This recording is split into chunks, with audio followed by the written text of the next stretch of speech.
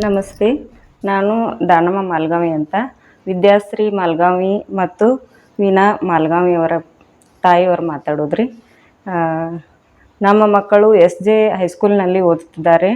ಅವರು ಕಳೆದ ವರ್ಷ ವಿದ್ಯಾಶ್ರೀ ಮಾಲ್ಗಾವಿ ಅವರು ಓದುತ್ತಿದ್ದಾಗಲೂ ಜಮಖಂಡಿ ಸರ್ ಅವರು ಮನೆಗೆ ವಿಸಿಟ್ ಮಾಡಿ ಮಕ್ಕಳ ಒಳ್ಳೆಯ ಅಭ್ಯಾಸದ ಬಗ್ಗೆ ಬಂದು ಪಾಲಕರಿಗೆ ತಿಳಿಸಿ ಹೋದರು.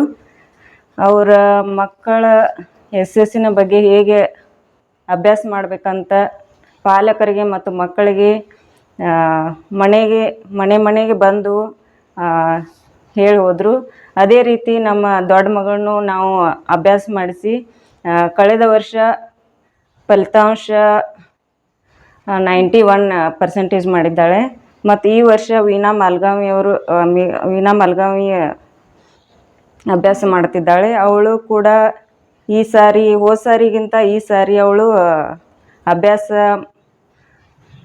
ಅವನು ಚೆನ್ನಾಗಿ ಮಾಡ್ತಿದ್ದಾಳೆ ರೀ. ಮತ್ತು ರೀ ಈ ಸಾರಿ ಜಮಖಂಡಿ ಸರ್ ಅವರು ಮನೆಗೆ ಬಂದು ವಿಸಿಟ್ ಮಾಡಿ ನಿಮ್ಮ ಮಕ್ಕಳ ಹೇಗೆ ಅಭ್ಯಾಸ ಮಾಡ್ಬೇಕಂತ ಹೇಳಿ ಹೋದ್ರಿ. ಮತ್ತು ರೀ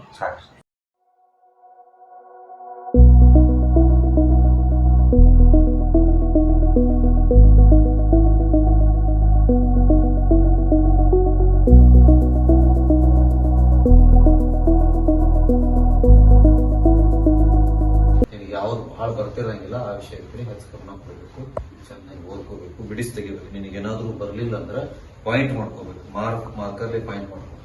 ಆ ಮಾರ್ಕರ್ಲಿ ಪಾಯಿಂಟ್ ಮಾಡ್ಕೊಂಡು ತಂದು ಏನ್ ಮಾಡ್ಬೇಕಂತಂದ್ರೆ ನೀ ಶಿಕ್ಷಕರಿಗೆ ಯಾವ್ದೋ ವಿಷಯ ಇರಲಿ, ಆರು ವಿಷಯದೊಳಗಡೆ ಯಾವ ಟಾಪಿಕ್ ತಿರಂಗಿಲ್ಲ ಅದನ್ನ ಕೇಳ್ಕೋಬೇಕು. ಬಂದದ ವಿಷಯಕ್ಕಿಂತ ಪಾಯಿಂಟ್ ಬರ್ಲಾರ್ದ ವಿಷಯ ಪಾಯಿಂಟ್ ಮಾಡ್ಕೋಬೇಕು. ಅಂದ್ರೆ ನಮಗೇನಾಗ್ತೈತೆ ಅಂದ್ರೆ ನಮ್ಮ ಪರ್ಸೆಂಟೇಜ್ ಹೆಚ್ಚಾಗಕ್ಕೆ ಸಾಧ್ಯ ಆಗ್ತದೆ. ಇರ್ಲಿಲ್ಲ ಅಂದ್ರೆ ಬಂದದಷ್ಟೇ ಬಿಡಿಸ್ಕೊತ ಯಾವ್ದು ಬರಂಗಿಲ್ಲ ಅದನ್ನ ಪಾಯಿಂಟ್ ಔಟ್ ಮಾಡ್ಕೋಬೇಕು, ಯಾವ್ದು ಬರಂಗಿಲ್ಲ ಅದನ್ನ ಫೈಂಡ್ ಔಟ್ ಮಾಡ್ಕೋಬೇಕು. ಮಾಡತ್ತಿದೆಯಲ್ಲ, ಓಕೆ.